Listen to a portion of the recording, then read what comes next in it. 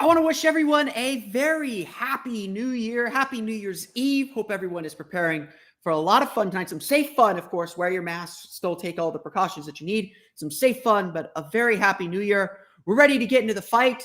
Maybe talk a little UCF basketball. Big win over Michigan. That's big win for big win for the Knights as they try to make the NCAA tournament. We'll talk about the Orlando Magic and how they looked against Milwaukee Bucks and why the fight is still so important. Let's get to it. It's your final Locked On Magic of 2021.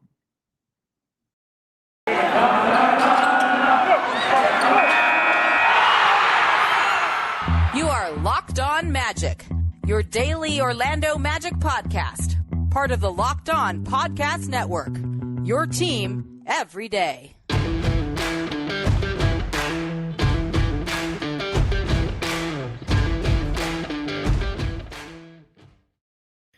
And you are indeed Locked On Magic. Today is December 31st, 2021. I guarantee I will say January 4th or January 3rd, 2021 on Monday for Monday's episode. But until then, my name is Philip Rosenreich. I'm the site expert and editor over at OrlandoMagicDaily.com. You can follow me on Twitter at PhilipRR_OMD.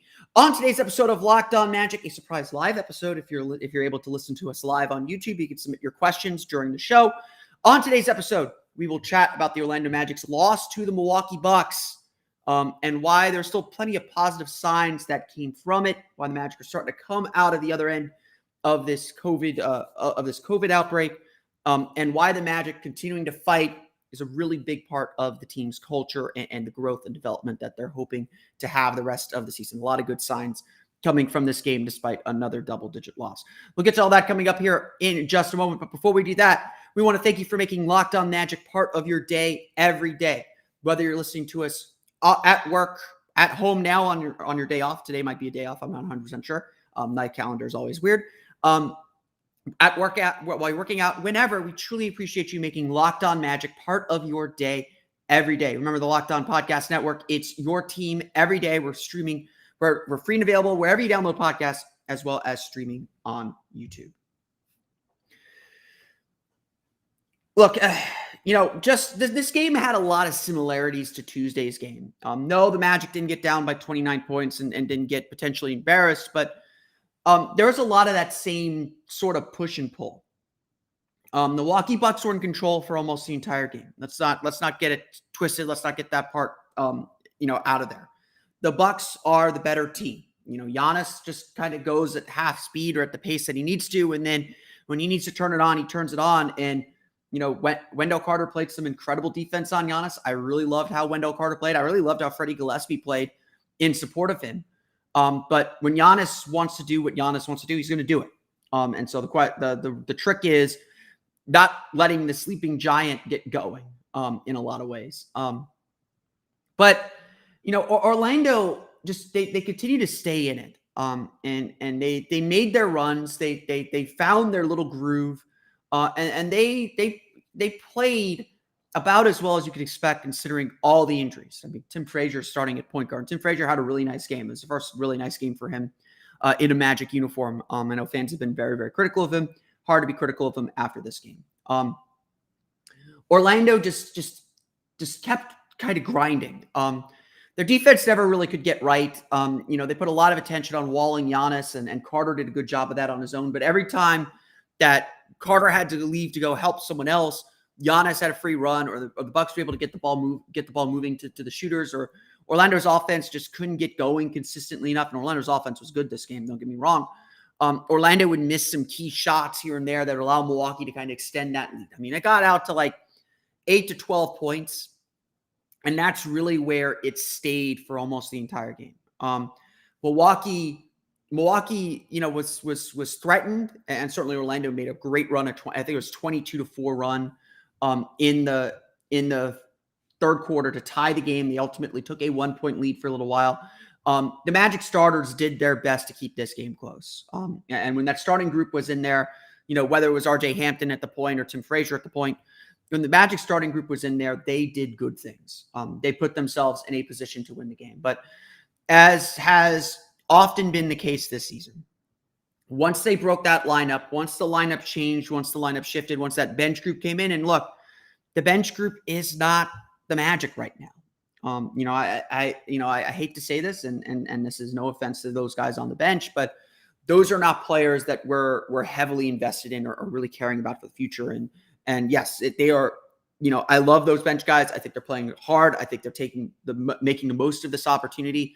But a lot of those guys coming off the Magic's bench right now are G League level guys. Again, I'm not meaning that as an insult, or I hope it doesn't come across as an insult, but there is definitely a noticeable step down when they enter the game. And again, that's to be expected. I don't think that's so crazy to say. When they came into the third quarter in a 1-point game, DeMarcus Cousins just had a field day. Moritz Wagner just could not do anything with DeMarcus Cousins. And DeMarcus Cousins looked like Sacramento Kings DeMarcus Cousins.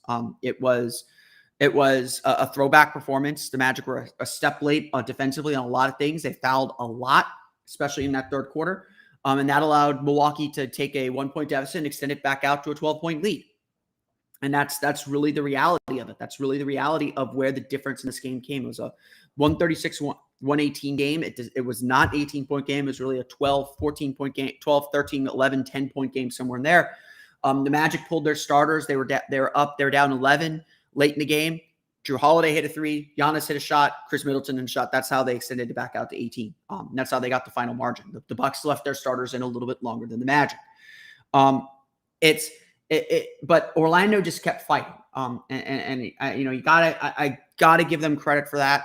They're grinding. They're trying to figure things out. They're just not there yet. A lot of those details are not filled in yet. And I think a lot of it is because of the lack of depth. And yeah, Milwaukee's a really good team. And so Orlando measuring themselves up against Milwaukee, look, Milwaukee turned it on when they had to in these two games. And when they turn it on, even the Magic's best was not good enough. And so that's just kind of the cold reality of where the Magic are at right now. Is their best just isn't quite good enough. They need Cole, they need Markelle, they need J.I., they need Jalen, they need all these, they need Terrence, they need all these guys, they need Mo Bamba. They need all these guys that are out, and fortunately, it does look like they're starting to get some of them back. Terrence Ross and Mo Bamba were on the bench Thursday night. Terrence was out of health and safety protocols. He's in reconditioning. I confirmed that Mo Bamba also now out of health and safety protocols. He's begun his reconditioning phase. So it's very likely that we see both Terrence and Mo on Sunday in Boston. So that'll be a good New Year's present for this Orlando Magic team that's just so desperate for a little bit of health.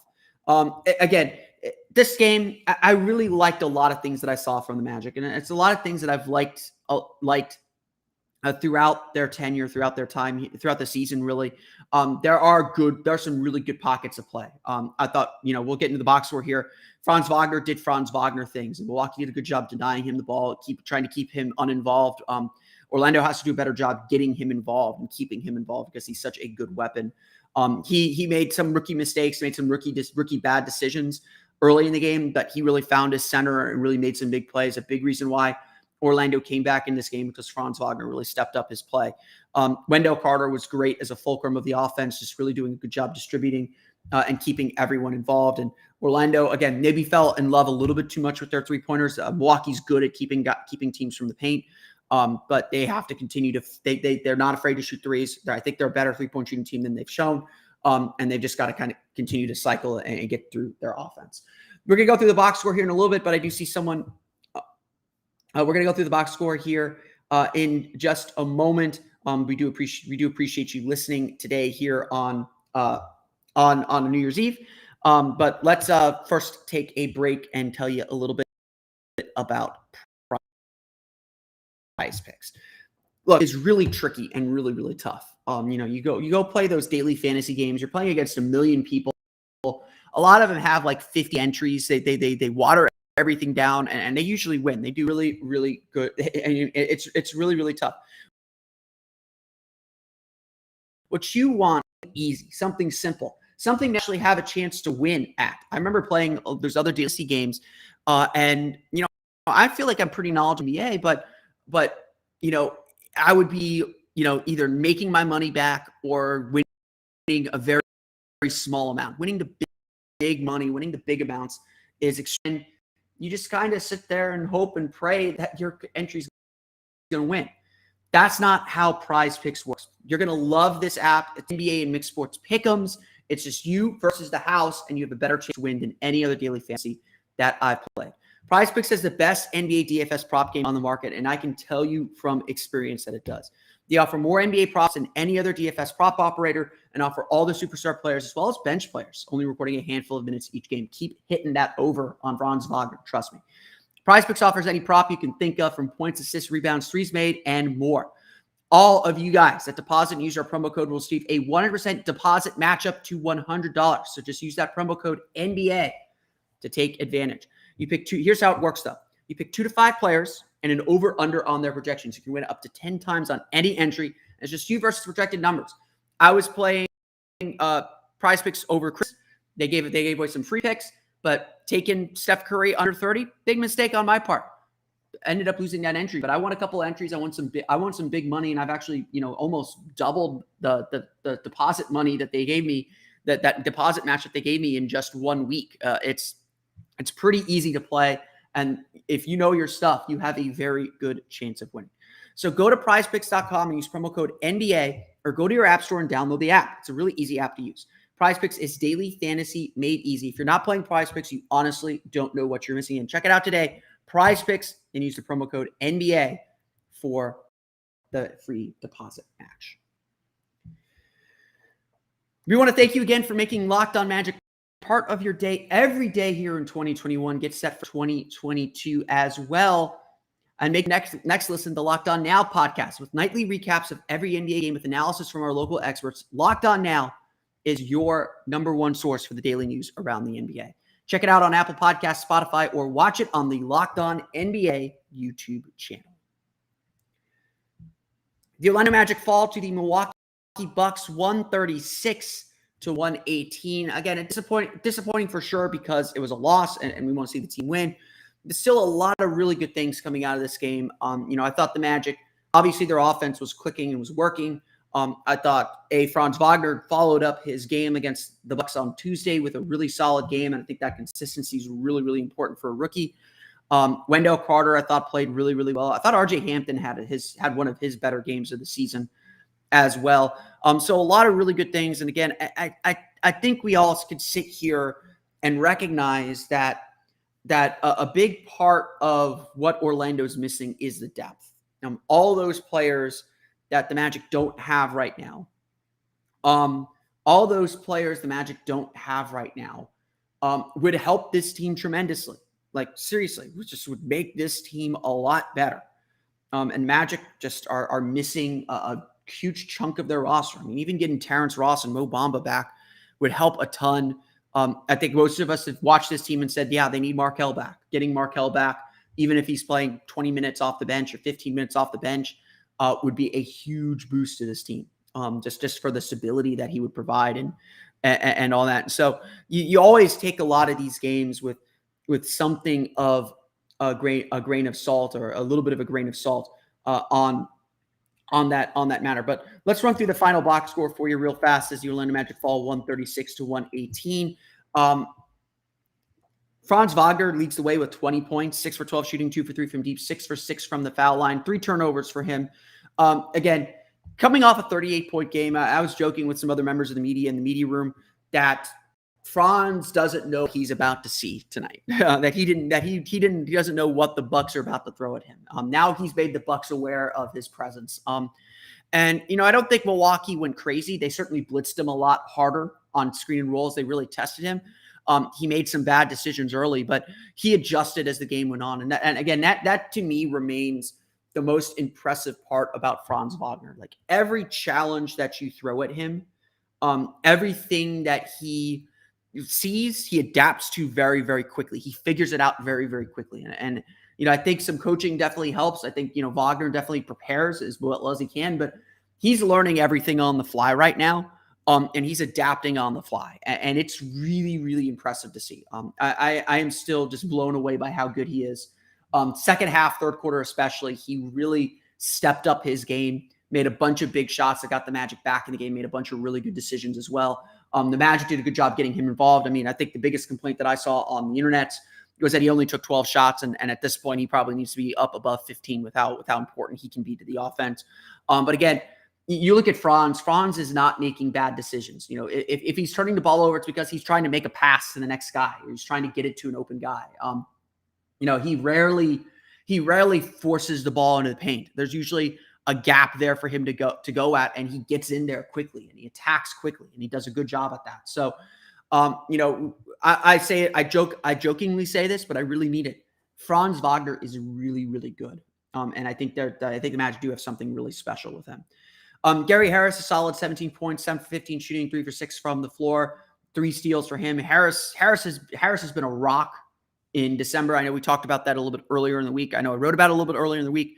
Gary Harris has been really, really good. Deserves a lot of credit, a lot of praise for the way that he's been able to stabilize things. I said earlier, Tim Frazier had a nice game, 13 points, 5 for 8 shooting, 3 for 4 from deep, 5 assists for him. Frazier's had a rough go with this team. Definitely looked and felt more comfortable in this game running the show. He said that a lot of the guys are still helping him kind of learn things for this team. But Frazier had a nice if this was the last game for Tim Frazier, it was a very nice closing salvo for him. Wendell Carter, I want to talk a little bit more about Wendell Carter. 14 points, 10 rebounds, 5 assists, 5 for 11 shooting, 1 for 4 from beyond the arc. I really liked Wendell's game. The scoring wasn't maybe where it needs to be, and I think that's a part of his game that he needs to become more consistent at, just looking for where he can score and being aggressive and looking to score. But the Magic relied heavily on Wendell Carter in this game. It wasn't just the defense. It wasn't just that he was defending Giannis, and he did a good job on Giannis. I know Giannis still at 33, 12, and 5. He had 4 turnovers and 4 fouls, though, too. He shot 13 for 22, which is good still, but not great. He had 16 or 17. He had half of his points in the fourth quarter.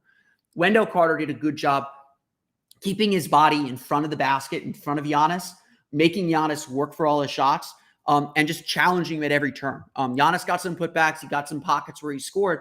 But when Wendell Carter guarded Giannis Antetokounmpo in this game, Wendell Carter did a really good job. I think you got to give Wendell Carter that credit for his defense.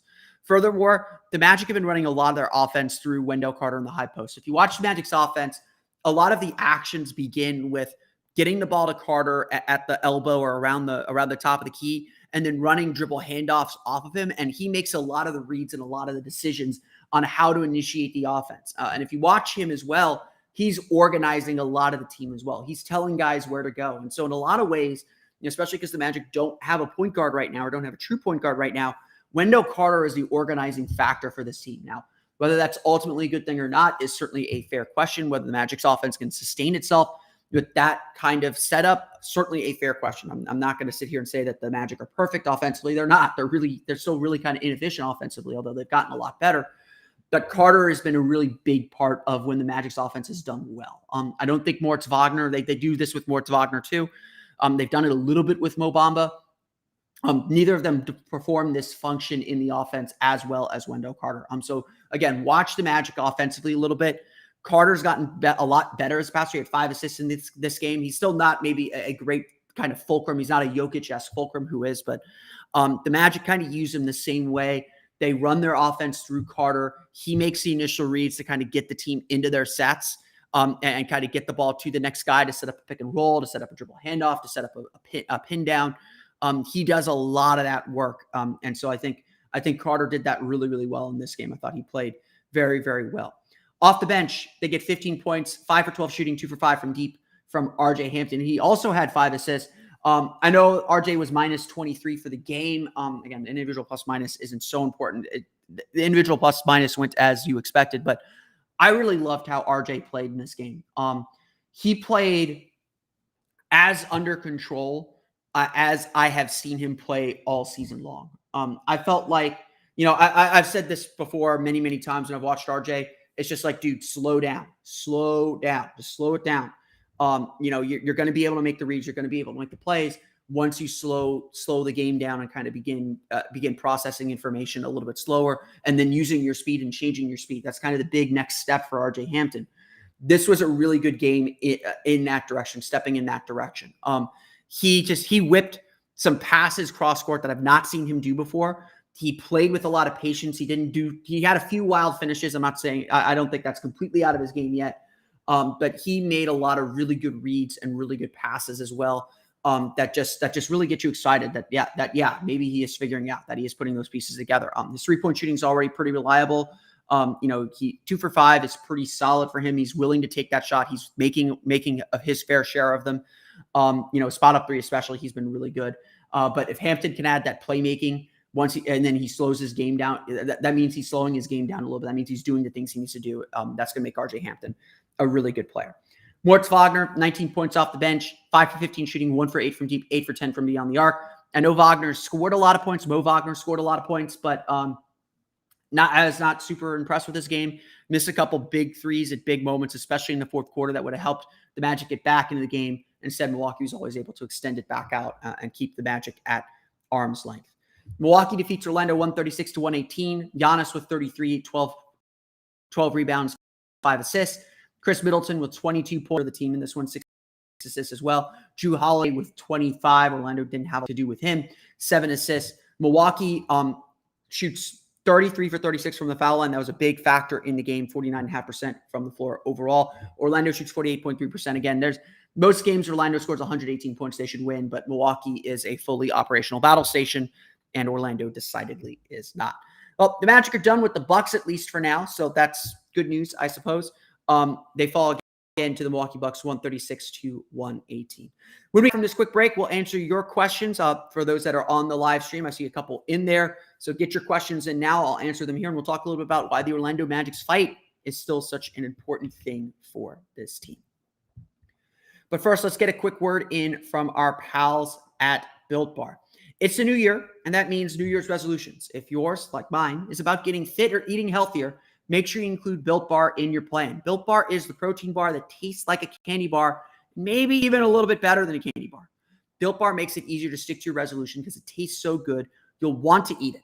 Unlike other protein bars, which can be chalky or waxy or taste like a chemical spill. You want to eat healthy, but it just gets so boring. And by week 3, you're like, this is just not worth it. Where's the chocolate? Where's the flavor? Where's the taste? Well, Built Bars are covered in 100% real chocolate and come in a variety of flavors to keep you guessing. And best off, most Built Bars contain 130 calories, 4 grams of sugar, 4 net carbs, and 17 grams of protein. Compare that to a candy bar, which usually has 240 calories, 30 grams of sugar. It's just not good for you. Built Bar is the candy bar for the healthy person. Here's an idea for the new year to go to all your secret treat stashes at home, in the pantry, at the office, in the car, wherever. Throw out all that sugary or calorie-filled treats and replace them with Built Bars. So when you're craving a snack or treat, you can reach for something that's at least a little bit healthier for you. Even if you're not a huge fan of working out, you can at least see something that tastes good and is good for you. Built Bars are great for you, whether you're working out, to recover from workout, or just to give you that little boost of energy late in the day. And they come in so many flavors like coconut almond, peanut butter brownie, raspberry, cookies and cream, salted caramel, mint brownie, and many more. There's always something special on Built.com too, so check out their latest flavor offerings. Go to Built.com and use promo code LOCK15 and get 15% off your order. Again, use promo code LOCK15 for 15% off at Built.com. So I did this live flash show here on YouTube, so let's get to some of your questions. JT Mojave asks us here, once it loads, do you think Coach will run a 10-man rotation? If so, when fully healthy, what do you think it will look like? Who will start? Is Bamba in the future? And I appreciate you, JT, for being a daily listener. We truly appreciate that as well. I think Mosley's still going to run a fairly large rotation. I haven't completely thought that far ahead. But I do think that when everyone's healthy, Mosley's going to get all the young guys in. We would expect at the trade deadline that one of Gary Harris or Terrence Ross is going to be gone, if not both. So there's going to be plenty of time for all these young guys to get their due. I think that Mosley's going to be pretty cautious with Markelle and J.I. when they get back. I almost don't expect them to start right away. I would expect them to be on some kind of minute restriction when they do return. And yes, they are returning. I don't think that's a question. Like Markelle is going to return here probably the next month. Sometime I would expect him back sometime in January. Isaac is a bigger mystery. Obviously, we don't know where he's at or even what stage of recovery he's at. It wouldn't surprise me if it's at the All-Star break that we start to see here grumblings that Isaac's coming back or rumblings that Isaac's coming back. But I do think we see him to close the season. I do think it's important for the Magic to get him out on the floor. And and whatever caution that they're using, hopefully it's a good reason. Hopefully there's a good reason for that. Hopefully it's worth the wait, and hopefully we just forget this as part of his career journey, because he's a really special player. And like, they showed some highlights of him on the Jumbotron the other night, and I was just like, man, I can't wait for JI to be back. It's a fair question. So I think all the young guys are going to go. I think when fully healthy, like if the Magic are still playing all their guys at the end of the season, that starting lineup's probably going to be, I still want to say it's going to be Cole, Jalen, Franz, J.I., and Carter. Would not surprise me if Markelle slides in instead of Jalen Suggs at this point. Just because Suggs is a rookie, he's proven he can play. I mean, I tell people all the time, my goal for a successful rookie season is, can you play in the NBA? And Franz Wagner can play in the NBA. It's a good pick. Jalen Suggs can play in the NBA. I know his offense was still struggling, but his defense was really good. He's an incredible defender for such a young player. Reminds that he's not as impactful as J.I. was, but he's definitely had that. He definitely takes the defense really, really quickly, which is such a big deal. So, I think that's part of it. Is Bamba part of the future? It might depend on what his price is. I don't think the Magic want to overcommit themselves to young guy, overcommit themselves financially. They've extended a lot of guys already. Mo has had a really nice season. I don't want to take anything away from from what Mo Bamba's done with this opportunity this year. But he's still a step slow. He's still kind of a bit late. He still chase blocks. He's still not quite disciplined defensively. And I think as good as he can be as a three-point shooter, his three-point shot is just not consistent enough for me to invest heavily in. Again, I think the Magic got Wendell Carter for a bargain deal, 4 years, $50 million. I think they did a really good job with that. They did a really good job kind of picking him up there at that salary point. What are you paying for Mo Bamba? I'm not going more than 12 a year, maybe that. And I think he's going to want more. And I don't think the market's going to bear that. So it's a real interesting question with Mo Bamba. I don't know what the Magic are going to do. It would not surprise me if they look for trade options for him, if that is something that's in the cards as well. So thanks again for the question, JT. If you are watching live, you can ask me questions. But let's talk a little bit about the fight that the Magic show and why that's so important for the team. A lot of what the Magic are trying to do this year are little victories. They're trying to win kind of small things and build from that. They want to be a team that, they know they're not going to win a lot of games this year. They know that it's going to be a struggle. They know that it's going to be something that they have to grow and develop in and get better at.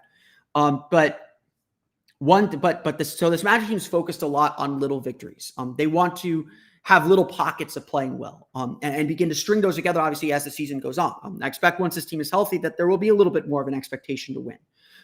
Yes, and I know that means that, yes, they might be ruining some draft positioning, but they're tanking now, guys. They're doing their work now to be bad so that they can win later in the season. RJ Hampton had a really interesting quote last night. I think it really sums up how the Magic feel. The Magic know they're not winning a lot of games, but they want opponents to know that they played the Magic. RJ Hampton framed it like this, we're playing for respect. We want the league to respect us. We want them to know when they come in and play the Orlando Magic that they played the Orlando Magic. And, they don't want to be the laughing stock of the league. And again, yes, there are bad losses. And yes, the Magic are not winning many of these games. They're not even competitive into the fourth quarter in these games a lot of times. And it's the biggest concern that I have is that the Magic have not played a lot of close games. There's been a lot of games like Thursday nights that have stayed in that 8 to 12 point range where the Magic just can't get over the hump to make it super competitive. But the other team can't quite get away from them either. And I think that's really part of the culture the Magic are trying to build. That they know, and I've talked about this, they know there's going to be that 4 to 5 minute stretch where they're just really bad. And that's the difference in the game. The difference in Thursday's game, the final 3, 4, 5 minutes of the third quarter when DeMarcus Cousins went wild. DeMarcus Cousins just dominated the game, built the lead back up to 12, and that was it. That was the game. The Magic never really threatened. The Bucks never really ran away. But Orlando sees that as a victory. Except for 5 minutes, they played even with the champion Milwaukee Bucks, as depleted as they are, as the fully operational battle station the Milwaukee Bucks are. the Magic played and competed with that team. And that's something. I mean, is it anything? No. It's a lot of work to do. It means the Magic still have work to do, and no one's sitting here celebrating that. But it is something. That fight is something that the Magic have talked about all year, that we've seen on the court. You can criticize them. You can say it's silly to celebrate turning a 25-point deficit into a 14-point deficit or into an 8-point deficit. But that kind of fight is exactly what this Magic team needs to show. They don't give up on games. They're not, yes, there have been some bad games. The Knicks game the Spurs game opening night, the Knicks game, the second Spurs game was pretty bad too. There have been bad nights. Don't get me wrong. The Magic do not always live up to this, but for the most part, they have. For the most part, this team has been willing to fight, has been willing to stay in the game, has been willing to scratch and claw their way into games as much as they can. They've been willing to do that. And that's really important because once they get the talent back, once they get guys back from injury, once they grow this base a little, once they continue to improve individually, that fight is going to allow them to win a lot of games. It's going to allow them to win games. It's the kind of culture that Jamal Mosley should be and is trying to build. That this team does not give up. They fight for each other. They stay with it. And they make opponents, at least sweat a little bit, even if those opponents ultimately win in the end. Look, again, we know the Magic have a long way to go. The Magic are not anywhere near where they should be if they want to win games or where they should be as they want to develop. But this is the first year of the rebuild. This is about laying those foundations and seeing hints of what we should see from this team moving forward. And we have seen plenty of good hints. Despite, the Magic right now have the worst record through 36 games in franchise history. But everyone feels very optimistic about this group.